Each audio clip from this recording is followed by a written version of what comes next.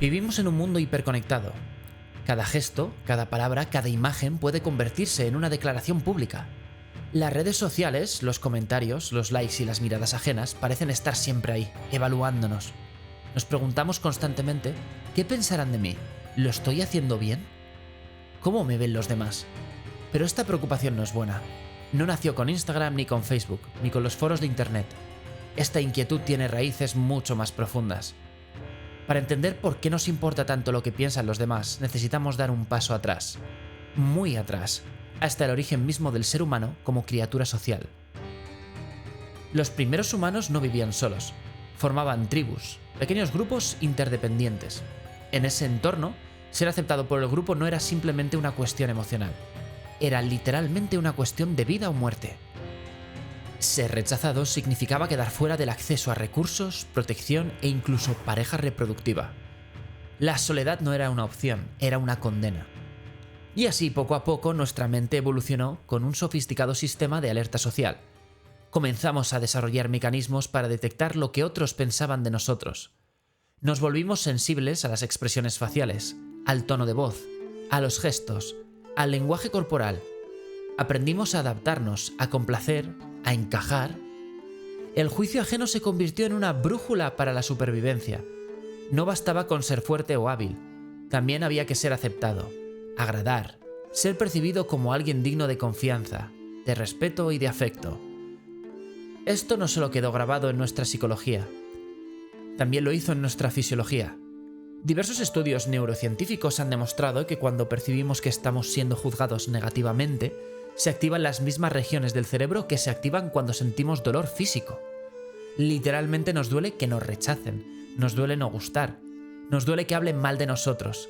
El juicio social es una forma de castigo, y estamos cableados para evitarlo.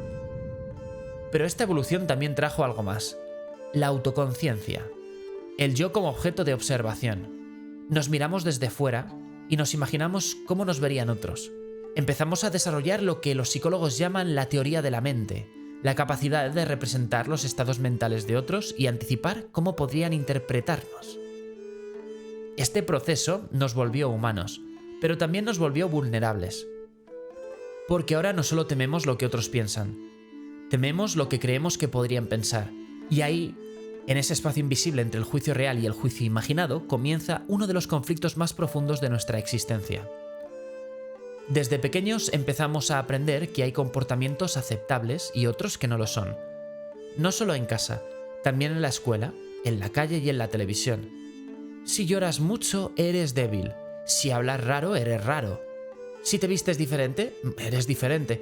Y todo eso, todo lo que no encaja, se convierte en un motivo para ser observado, etiquetado, criticado o marginado.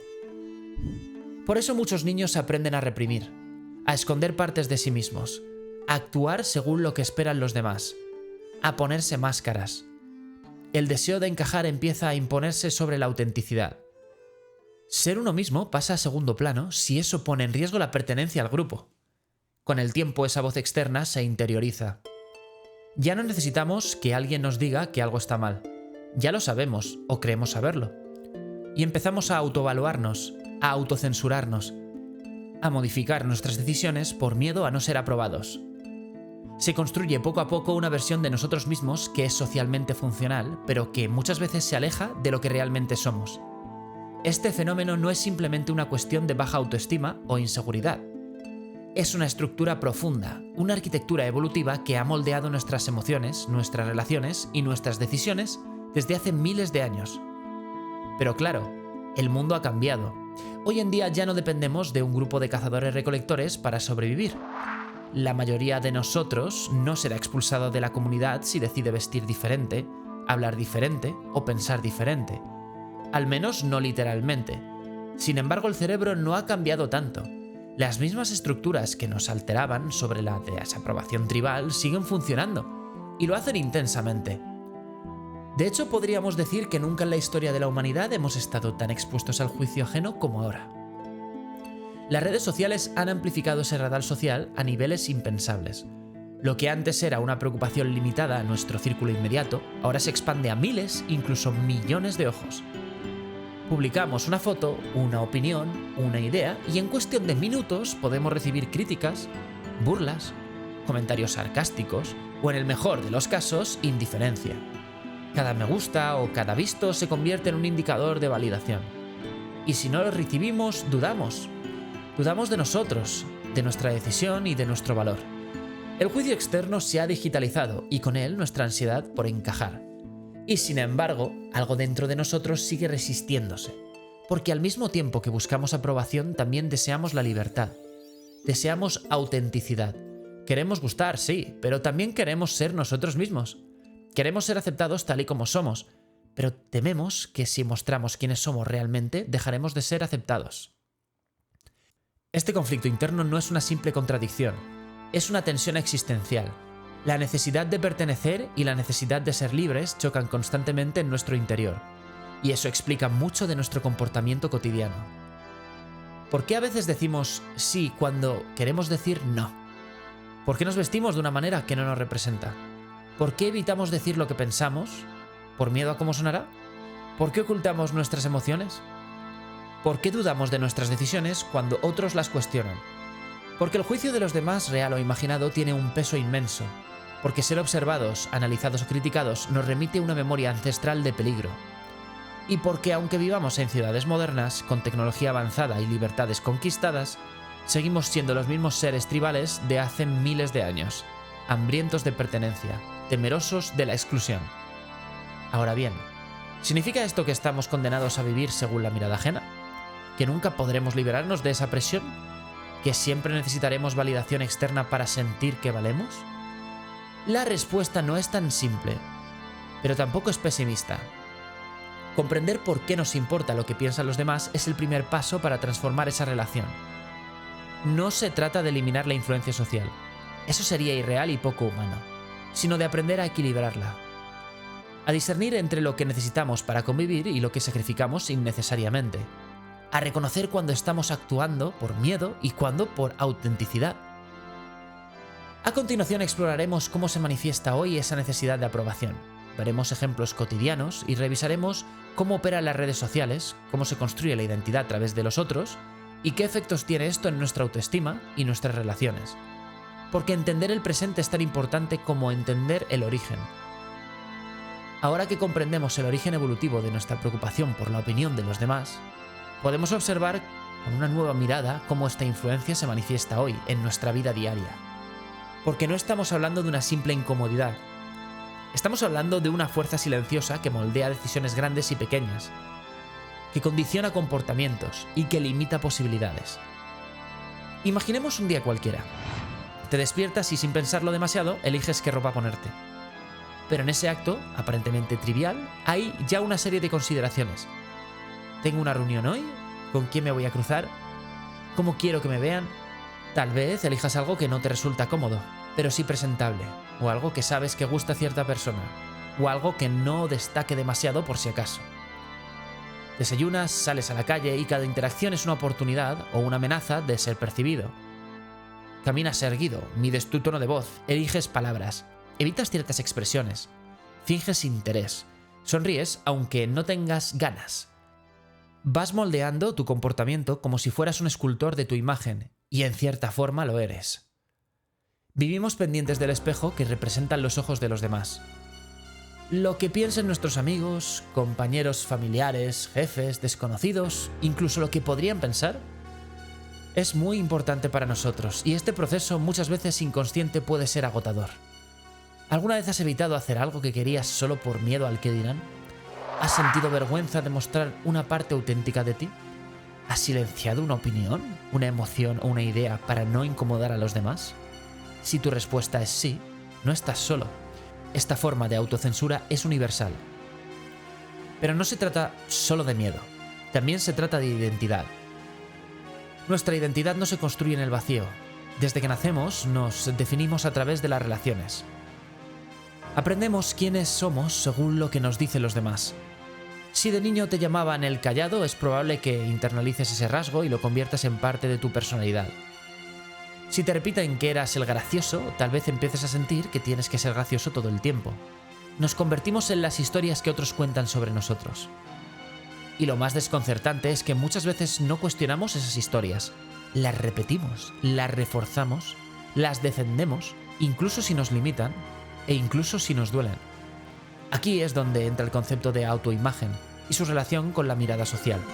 Porque no solo queremos ser aceptados de una manera específica. Queremos que nos vean como inteligentes, atractivos, exitosos e interesantes. Y esa necesidad da lugar a una especie de marketing personal constante. Mostramos nuestras mejores versiones, editamos lo que no conviene, ocultamos lo vulnerable. Las redes sociales son probablemente el ejemplo más evidente de esto. Plataformas como Instagram, TikTok o LinkedIn no son solo espacios de expresión, son vitrinas públicas donde se negocia constantemente la validación social. Subimos fotos en ángulos favorecedores, escribimos frases ingeniosas, compartimos logros y ocultamos los fracasos. Medimos el impacto con likes, comentarios y visualizaciones. Cada publicación se convierte en una propuesta de valor hacia los demás. Mírame, aprécialo, admíralo. Y no es que esto esté necesariamente mal. Compartir lo que somos o lo que hacemos puede ser una forma genuina de conexión. El problema aparece cuando esa necesidad de aprobación se convierte en una obsesión. Cuando el valor propio se subordina a la reacción ajena. Cuando sin darnos cuenta empezamos a vivir para ser vistos. Esta forma de vida tiene efectos psicológicos profundos. Por un lado, produce ansiedad. La constante comparación con otros, el miedo a no estar a la altura o la presión por mantenerte una imagen impecable. Todo eso genera un estrés sostenido que erosiona la salud mental. Personas que parecen tenerlo todo pueden sentirse vacías si no reciben la validación esperada. Porque la atención externa se convierte en una droga. Produce placer al principio, pero luego exige cada vez más dosis. Y deja una resaca emocional cuando no llega. Por otro lado, produce desconexión, porque cuanto más nos esforzamos por complacer a los demás, más nos alejamos de nosotros mismos. Empezamos a tomar decisiones que no nos representan, a sostener relaciones que no nos nutren, a elegir caminos que no nos llenan. Todo por no decepcionar, por no parecer fracasados, por no perder un lugar que tal vez ni siquiera deseábamos. Esto puede verse en múltiples aspectos de la vida. En el trabajo, por ejemplo, hay quienes eligen carreras que no les apasiona solo porque es lo que se espera, o porque proyectan cierto estatus. Hay quienes permanecen en empleos insatisfactorios porque renunciar se vería mal, porque no sería inteligente o porque ¿qué pensarán los demás de mí? En las relaciones personales también se repite este patrón.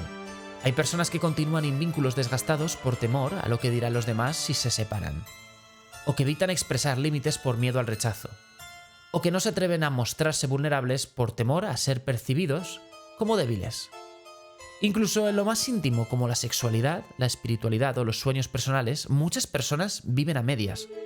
Cuidan tanto su fachada que olvidan que hay una vida que necesita ser vivida por dentro.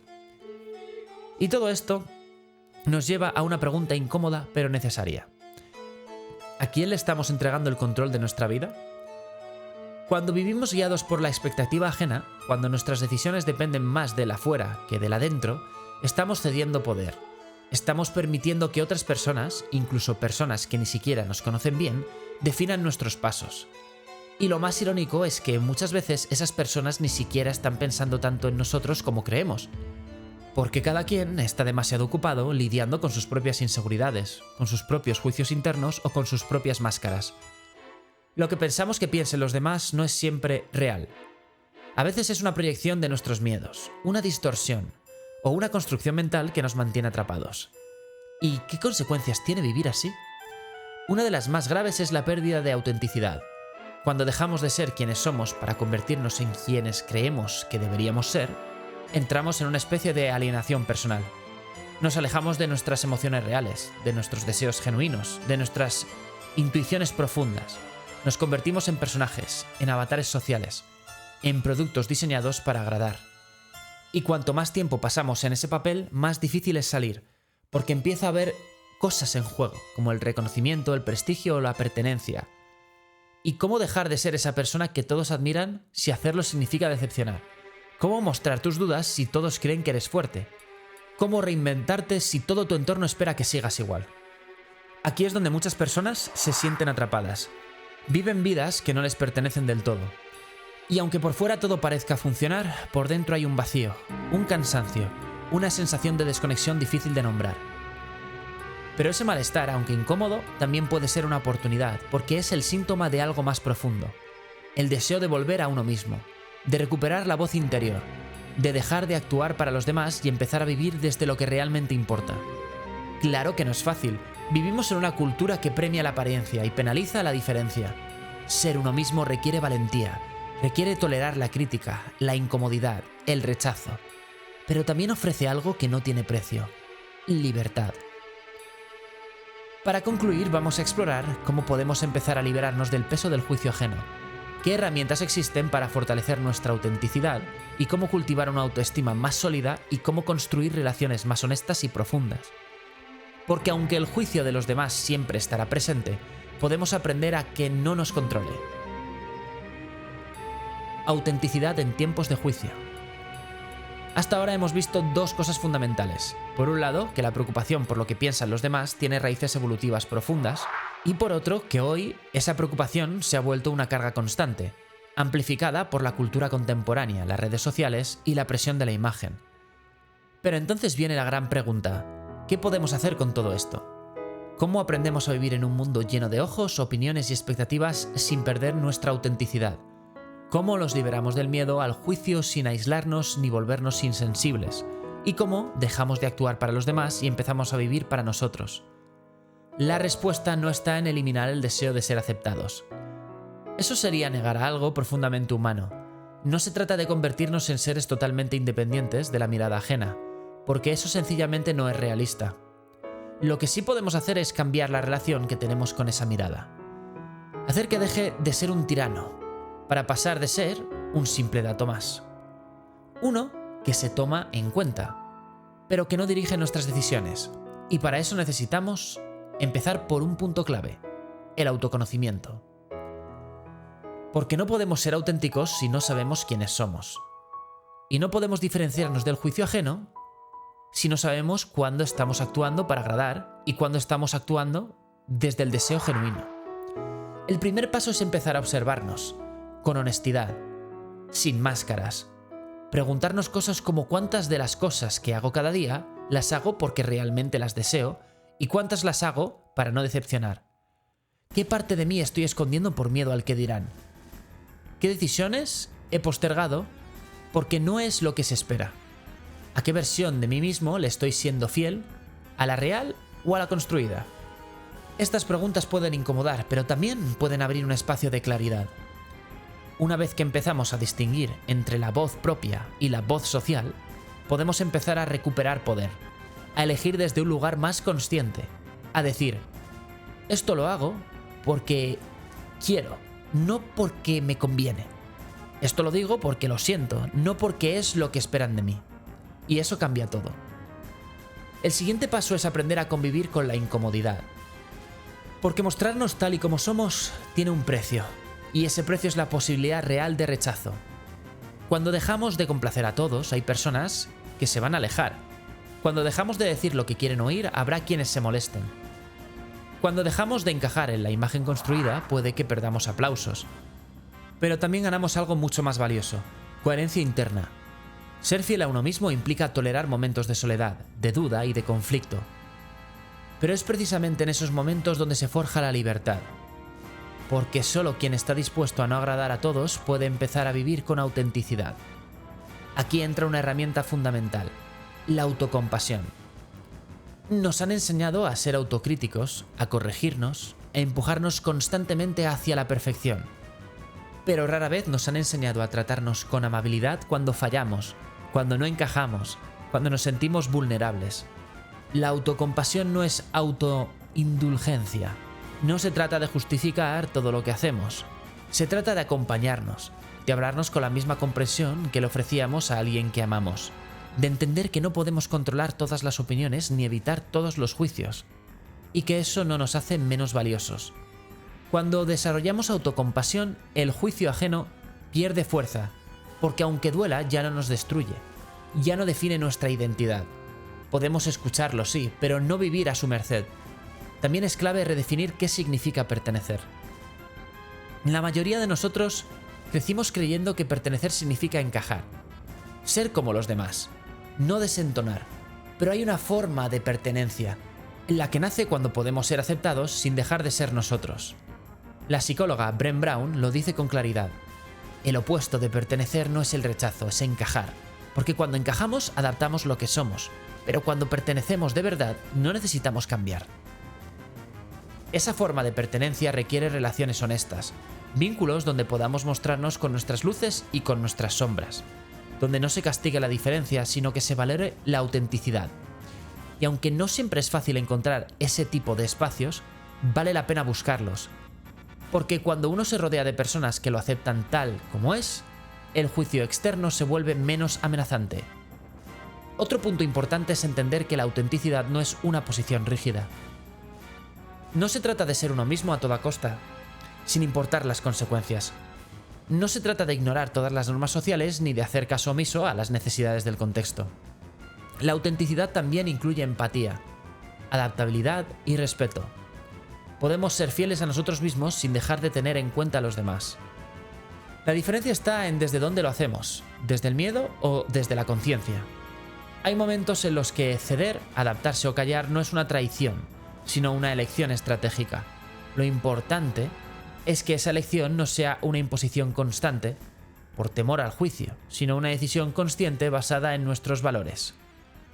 Y hablando de valores, ahí está otra clave fundamental: vivir desde nuestros valores. Los valores son principios internos que dan dirección a nuestras acciones. A diferencia de la opinión ajena, que cambia todo el tiempo y depende de factores incontrolables, los valores son estables. Pueden ser el norte en medio de la confusión. Cuando vivimos en nuestros valores, como la honestidad, la libertad o la compasión, el juicio de los demás puede doler, pero ya no nos desvía, porque sabemos por qué hacemos lo que hacemos, y eso da una fuerza interior difícil de quebrar. Finalmente, hay una práctica que lo transforma todo: la exposición progresiva al juicio. Como cualquier miedo, el temor al que dirán se debilita cuando lo enfrentamos. No se trata de hacer grandes actos disruptivos de la noche a la mañana. Se trata de dar pequeños pasos, decir lo que pensamos en una conversación, aunque haya desacuerdo, vestirnos como queremos un día, aunque nos miren raro, mostrar una parte vulnerable, aunque no sea bien recibida. Cada vez que nos atrevemos a actuar desde lo auténtico, ganamos confianza. Nos damos cuenta de que el mundo no se cae si no agradamos, que podemos sobrevivir al juicio, que muchas veces incluso el juicio ni siquiera ocurre, y que cuando ocurre no siempre es tan grave como lo imaginamos. Y si ocurre y duele, podemos sostenernos, porque hemos aprendido a acompañarnos, a estar de nuestro lado, porque entendemos que nuestra valía no depende del aplauso externo, sino de nuestra conexión interna, y porque sabemos que en el fondo todos estamos navegando la misma lucha: querer ser amados sin dejar de ser quienes somos. Así que tal vez el mayor acto de valentía hoy no sea tener éxito, ni destacar, ni construir una imagen perfecta. Tal vez sea simplemente esto: atreverse a ser uno mismo en un mundo que constantemente te invita a ser otro. No para desafiar ni para provocar, ni para llamar la atención, sino para vivir en paz, para mirar hacia adentro y reconocerse, para dejar de actuar y empezar a habitarse, para soltar la máscara y respirar profundo. Porque cuando dejamos de vivir para los demás, empieza la vida de verdad. Y ahí, en ese lugar de honestidad, vulnerabilidad y libertad, es donde empieza también algo aún más poderoso: la posibilidad de inspirar a todos a hacer lo mismo. Porque cuando alguien se atreve a ser auténtico, le da permiso a los demás para dejar de fingir. Y en un mundo lleno de juicios, eso es un acto revolucionario. Espero que te haya encantado el vídeo. Si ha sido así, dime, ¿tú también valoras en exceso la opinión del resto? ¿Es algo que estás pensando cambiar? Te deseo un grandísimo resto de día y recuerda, vive la vida, pero vive la vida sin miedo. Hasta el próximo vídeo.